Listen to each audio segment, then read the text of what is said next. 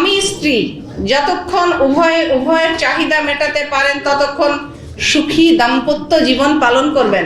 যে যখনই একজন আরেকজনকে খুশি রাখতে পারেন না, ওই যে তখন বলে জানালা দিয়ে ভালোবাসা পালাই যাবে।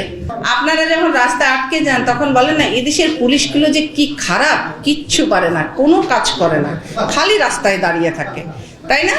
তা আসলে পুলিশগুলো কি করবে? কে যেন বলছিল 18 বছর হলে বিয়ের বয়স হয়, ছেলেরা খুব খুশি হয়েছে। আসলে না, 21 বছর হলে বিয়ের বয়স হয় ওদের। কিন্তু ড্রাইভিং লাইসেন্স পাইতে পারেন 18 বছরে।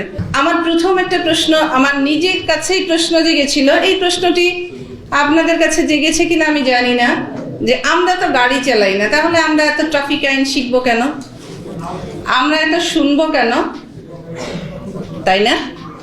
গাড়ি চালানোর জন্য ট্রাফিক আইন শোনার দরকার, যেমন ঠিক না চালালে রাস্তায় চলাচল করার জন্য ট্রাফিক আইন সম্পর্কে জ্ঞান থাকা প্রয়োজন।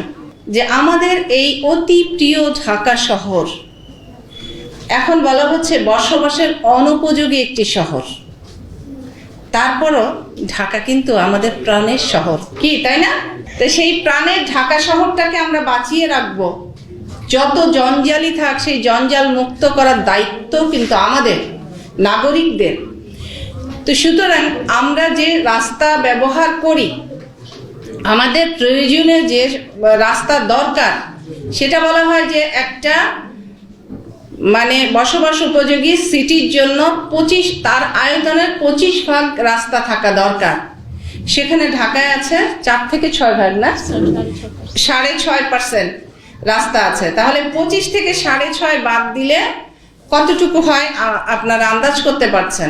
আপনারা যখন রাস্তায় আটকে যান তখন বলেন না এদেশের পুলিশগুলো যে কি খারাপ, কিচ্ছু পারে না, কোনো কাজ করে না, খালি রাস্তায় দাঁড়িয়ে থাকে, তাই না? তা আসলে পুলিশগুলো কি করবে? সেই পুলিশগুলো আপনাদের সহযোগিতা চায়। আমাদের সীমিত সামর্থ্যের মধ্য দিয়ে আমরা কিছু নিয়মকানুন মেনে চলে কিছুটা স্বস্তি কিন্তু আমরা আনতে পারি। মোটরসাইকেল এবং হেলমেট কেন ব্যবহার করি আমরা? ট্রাফিক পুলিশ ধরে সেজন্যে? হ্যাঁ, থ্যাংক ইউ। ট্রাফিক পুলিশ ধরে সেজন্য আপনার হেলমেট পরার দরকার নাই। আপনি যখন মোটরসাইকেল থেকে কোনো দুর্ঘটনার শিকার হবেন, প্রথম আপনার ইনজুরিটা হবে হেডে, তাই না? অন্তত মাথাটা যদি বেঁচে যায় না, হাত পা ভেঙেও ওটা সুস্থ করা সহজ।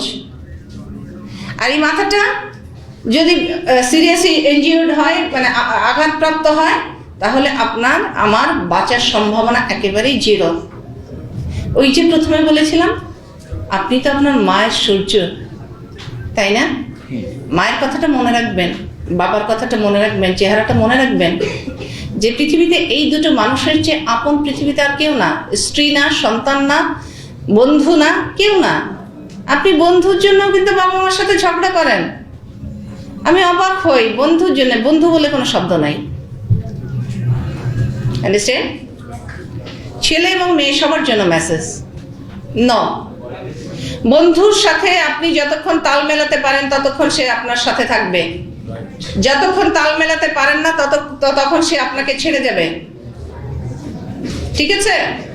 স্বামী স্ত্রী যতক্ষণ উভয়ের চাহিদা মেটাতে পারেন ততক্ষণ সুখী দাম্পত্য জীবন পালন করবেন। আপনারা ছোট, আপনাদের এটা বলা উচিত না, 18 বছর বয়স হয় নাই কারোরই। তারপর আমি বলছি যে যখনই একজন আরেকজনকে খুশি রাখতে পারেন না, ওই যে তখন বলে জানালা দিয়ে ভালোবাসা পালাই যাবে। হ্যাঁ, ছোটকাল থেকেই শিখে নেন এগুলো।